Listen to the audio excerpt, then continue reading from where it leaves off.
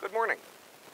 I'm here at this wall, and that's all it is. It's an outside wall of the house where I grew up. And I'm here because when I was a kid, my grandfather was fixing a board that had rotted out on this very wall. And it was the first time in my young life that I had really looked at it very carefully, and I noticed something. And that is that you can't see any of the nails holding it on. They just are invisible. And I asked my grandfather about that, and as he continued his work, he pulled one of the boards away and exposed the fact that it was tucked under the one over it. And so you can see that this part actually goes up under the one above it, and so on all the way up. And that's where the nails are. They are hidden by the board on top of it. So if you started at the bottom and worked your way up, the nails would always be hidden. I asked him why they went to that bother, and he said for two reasons. One was, it looks better. There aren't any exposed nails to see. But two, it's because 100 years ago, well, actually longer by now, when they built this wall, they only had iron nails to work with, and they were very susceptible to rusting. And if you hit it by the board above it, it would keep that nail from rusting and would make it able to do its job for hundreds of years. And so it has been that this wall has protected the house that way for that long. Now, it took a little longer. It took the builders some care to do. And of course, they were following an ancient model of building that had been passed down from time immemorial.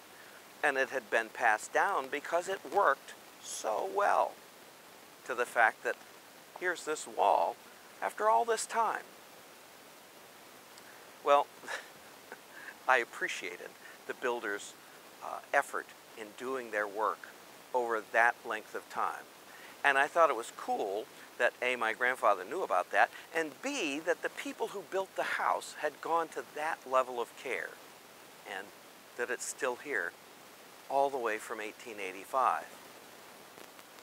I'm telling you this because it struck me that this wall is much like you and I try to be. As we build the wall of our professional personality, each layer we do builds on the next. And the section that many people are in now, that is of amassing the knowledge needed for testing, really is part of that wall. And the better it is built, the more care that's put in.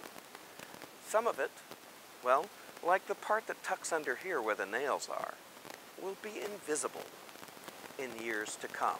And yet the care that is put in acquiring and carefully putting into practice that knowledge, is what's going to make the difference years from now.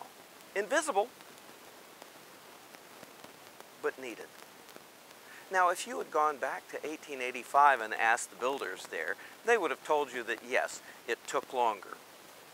And yes, it took some care in doing. It took measuring, it took thought, and yet they knew that that's what it took to build the most quality product, which is what they wanted, which is what you want. So as you amass this knowledge, as you put it all together and go to the care that you're doing in order to gain the passing grade on the test, remember that it's more than that. And the better you remember that it's more than that, that it's part of the wall. It's part of the structure that's going to make you an effective caregiver long into the future. And for each successive layer that you put on above that, it will mean an even better caregiver in the future.